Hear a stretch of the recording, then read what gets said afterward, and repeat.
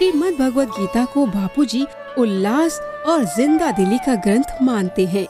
12 विद्याओं का समन्वय वाला महाग्रंथ श्रीमद् भगवद गीता को समझना और भी आसान हो जाता है जब बापूजी का ये सत्संग हम आत्मसात कर लेते हैं। गीता की 12 विद्याएं। गीता आशा का ग्रंथ है, उत्साह का ग्रंथ है। मरा कौन है? जिसकी आशा उत्साह मर गया, वो जीते जी मरा हुआ है। सफल कौन होता है? जिसके पास बहुत लोग हैं, बहुत धन है, वो खुश और सफल होता है? नहीं। जिसके जीवन में ठीक दृष्टिकोण होता है, ठीक ज्ञान होता है, ठीक उत्साह होता है, वही वास्तविक में जिंदा है। गीता जिंदा दिली करने वाला सदग्रंथ है। गीता का सत्संग सुनने वाला बीते हुए का शोक नहीं करता है। भविष्य की शेख चिल्ली की कल्पनाओं से भयभीत नहीं होता। वर्तमान के व्यवहार को अपने सिर पर हावी नहीं करता और चिंता का शिकार नहीं बनता। गीता का सत्संग सुनने वाला कर्म कौशल्य पा लेता है। उसके अंदर 12 विद्याओं का निखार आ जाता है। पहली विद्या है शोक की निवृत्ति। दूसरी है कर्तव्य कर्म करे कुशलता से, लापरवाही से, द्वेष से, फल की लिप्सा से कर्मों को गंदा न होने दे, कर्म को कर्म योग बना ले। तीसरी विद्या है चित्त में तृष्णाओं का, कर्तापन का, बेवकूफ़ी का त्याग करना। चौथी विद्या है कि भोजन ऐसा करे कि तुम्हें बीमारी स्पर्श न करे, और बीमारी आई तो भोजन ऐसा अदल बदल हो जाए कि बीमारी टिके नहीं। शयन ऐसा करो कि तुम्हें बीमारी जल्दी आए नहीं, और आइए तो शयन के सिराने को ऐसा बदलो कि बीमारी को एक्सीलेटर मिले नहीं। जैसे तुम पूर्व के तरफ सिराना करके सोओगे अथवा तो दक्षिण के तरफ, उत्तर और पश्चिम के तरफ सिराना करके सोना रोग को, बीमारी को, विफलता को बुलाना है। अब पूर्व के तरफ सिराना करके सोते हो या दक्षिण के तरफ, और किसी कारण से आपको बीमारी हो गई कोई भी, तो आप दक्षिण के तरफ सोते हो तो दक्षिण वाला सिराना पूर्व के तरफ कर दीजिए। अगर पूर्व के तरफ सोते हो तो दक्षिण के तरफ कर दीजिए, आपकी बीमारी का प्रभाव घट जाएगा। तो गीता भोजन कैसा करना चाहिए, शयन कैसा करना चाहिए, व्यवहार कैसा करना चाहिए जिससे आपका तन तंदुरुस्त रहे, व्यवहार कैसा करना चाहिए जिससे आपका मन तंदुरुस्त रहे, और ज्ञान कैसा सुनना समझना चाहिए जिससे आपकी बुद्धि तंदुरुस्त रहे, जीवन कैसा जीना चाहिए कि मरने के पहले मौत के सिर पर पैर रख के आप अमर परमात्मा की यात्रा करने में सफल हो जाए। ऐसा गीता का दिव्य ज्ञान जो सुनते हैं वे भाग्यशाली हैं, जो पहुंच पाते वे बड़भागी हैं। एक एक कदम चलकर जो भगवत गीता के ज्ञान की जगह पर आते हैं, तो गीता का ज्ञान मनुष्य मात्र का मंगल करने की सत प्रेरणा देता है, सत ज्ञान देता है। इसकी 12 विद्या समझ लो। शोक नाशिनी विद्या, कर्तव्य में कुशल कर्म करने की विद्या, त्याग का सामर्थ्य, भोजन और स्वास्थ्य की विद्या, पाप न लगने की विद्या।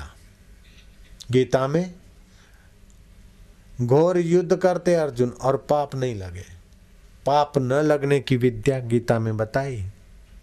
कर्तृत्व भाव से, फल की इच्छा से तुम कर्म करते हो तो पाप लगता है, लेकिन कर्ता के अहंकार से नहीं, फल की इच्छा से नहीं, मंगल भावना से भरकर करते हो तो आपको पाप नहीं लगता।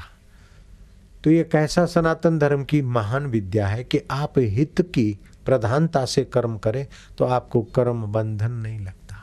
जरा जरा बात में झूठ बोलने का लाइसेंस नहीं मिल रहा है, लेकिन जिससे सामने वाला का हित होता हो और आपका स्वार्थ नहीं है तो आपको कर्म बंधनकारी नहीं होता, पाप नहीं लगता। छठी विद्या है आप संसार में रहते तो खाना पीना, रहना, बच्चे को जन्म देना, पैसा आदि विषयों में रहना, विषय सेवन की विद्या के आप ऐसे रहिए, ऐसे खाइए पिए कि आप संसार का उपयोग करो, उपभोग कर कर संसार में डूब न मरो। जैसे मूर्ख मक्खी चाशनी में डूब मरती है, सियानी मक्खी किनारे से अपना काम पटाकर चली जाती है। ऐसे आप संसार में सदा पहले थे नहीं, बाद में रहोगे नहीं। संसार से अपना जीविका भर का गाड़ी चलाकर बाकी का समय बचाकर अपनी आत्मा की उन्नति करो। इस प्रकार संसार के वस्तु का उपयोग करने की विषय सेवन की विद्या भी गीता ने बताई। गीता में 7वीं विद्या है भगवत अर्पण कर्म। आपका हाथ स्वतंत्र सत्ता से नहीं उठता है। आपका मन और आपकी जीव और आपकी बुद्धि को जो कुछ मिला है, आप डॉक्टर बन गए तो क्या आप स्वतंत्र बने? कई पुस्तक लेखकों की सहायता है, उसमें स्कूल वालों की सहायता है, मास्टरों की सहायता है, माता पिता की सहायता है, समाज के न जाने कितने सारे अंगों की सहायता से आप कुछ बन पाए। और उसमें परम सहायता परमात्मा की चेतना की है। तो इसमें आपके अहम का है क्या? जब आपके अहम का नहीं है तो फिर जिन समाज और ईश्वर की सत्ता से आप कर्म करते हो तो उसको अर्पण बुद्धि से कर्म करोगे तो अहम रावण जैसा नहीं होगा। राम की नाई अहम अपने आत्मा में आराम पाएगा। 8वीं विद्या है दान विद्या। छोड़कर ही मरना है, नश्वर चीजें हैं, छोड़कर ही मरना है, तो इसका सदुपयोग दान पुण्य करते जाइए। गीता में 9वीं विद्या है यज्ञ विद्या। यज्ञ याग आदि करने से बुद्धि पवित्र होती है और पवित्र बुद्धि में शोक नहीं होता, दुख नहीं होता, व्यर्थ की चेष्टा नहीं होती। यज्ञोदानम तपश्चर्या पावनानी मनीषणा। यज्ञ से, दान से और तप से अपनी बुद्धि पवित्र होती है। पवित्र बुद्धि में सच्चा सुख, सच्चा ज्ञान और सच्ची सूझबूझ होती है। लोग अपना बाथरूम साफ रखते हैं, अपना शौचालय गंदा नहीं रखना चाहते, लेकिन अपनी बुद्धि गंदी हो जाए तो उसकी परवाह नहीं करते। ये कलयुग के लोगों की क्या हालत है। अरे रुपया बिगड़ जाए तो हरकत नहीं, कपड़ा बिगड़ जाए तो हरकत नहीं, पैसा बिगड़ जाए तो हरकत नहीं, अपनी बुद्धि नहीं बिगड़ने देना चाहिए। गीता कहती है आप अपनी बुद्धि को स्वच्छ रखिए, बाकी का बिगड़ा हुआ सब ठीक हो जाएगा।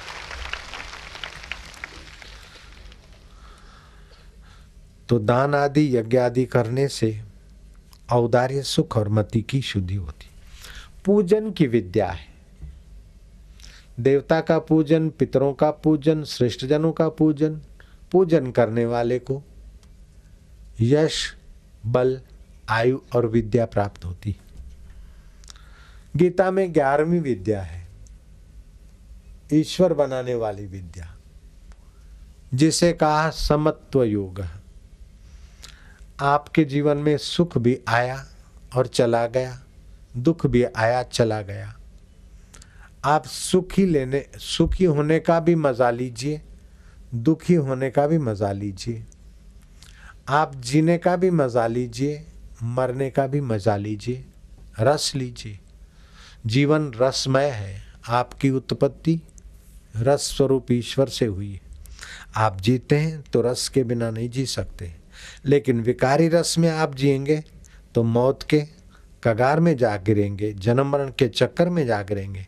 निर्विकारी रस के तरफ आप आते हैं तो आप रस स्वरूप, शाश्वत रस स्वरूप ईश्वर को पाते हैं। अपने जीवन में समता का सद्गुण लाइए। दुख आए तो पक्का इरादा समझिए कि ये आया है तो जाएगा, जाने वाला है, इससे दबे नहीं। दुख आने का रस लीजिए। सुख आए तो सुख आने का रस लीजिए कि तू जाने वाला है, तेरे में चिपकेंगे नहीं। और दुख से डर के दब के अपना हौसला दबाएंगे नहीं। तो दुख भी विकास का साधन बन जाता है, सुख भी विकास का साधन बन जाता है। गीता की ये 11वीं विद्या है। 12वीं विद्या है कर्मों को सत बनाने की। आप कर्म तो करो, कर्म तो असत है, नश्वर है, लेकिन कर्म में करने की कुशलता आ जाए तो आप सत में पहुंच जाएंगे। कर्मों के द्वारा आप सत्य का संग कर लेंगे। आपने गरीब की सेवा की, माता की, पिता की, संत की, समाज की। नहीं तो छोड़ के तो मरना है। अभी हम 3 दिन सत्संग नहीं करते आपके आगे, तो 3 दिन तो हमारे बीतते तो सही ना। आप भी 3 दिन सत्संग में नहीं आते तो और जगह व्यर्थ जाते, तो ये 3 दिन सत्य का संग हो गया आपका हमारा। ऐसे ही गीता में कर्मों को सत्य बनाने की कला है कि आप कर्मों को सत्य बना दीजिए, वे कर्म आपको सत्य स्वरूप के तरफ ले जाए। आप कभी ये न सोचिए कि मेरे 10 मकान हैं, मेरे बापूजी के, मेरे 100 आश्रम हैं, इसकी आंता मत लाइए। आप अपना गला घोंटने का पाप न करिए। मकान हमारे हैं, आश्रम मेरे हैं, रुपए मेरे हैं, तो आपने असत्य को मूल्य दिया, आप तुच्छ हो गए। आपने कर्मों को इतना महत्व दिया, कर्म असत और आपको असत कर्म दबा रहे हैं। मेरा इतना पद है, मेरी ये कुर्सी है, मेरा ये टाइटल है, तो टाइटल, कुर्सी, मकान, दुकान, धन दौलत से आप अगर बड़े बनकर बैठे हैं तो आप असत से दबने वाले तुच्छ प्राणियों की लाइन में जा रहे हैं।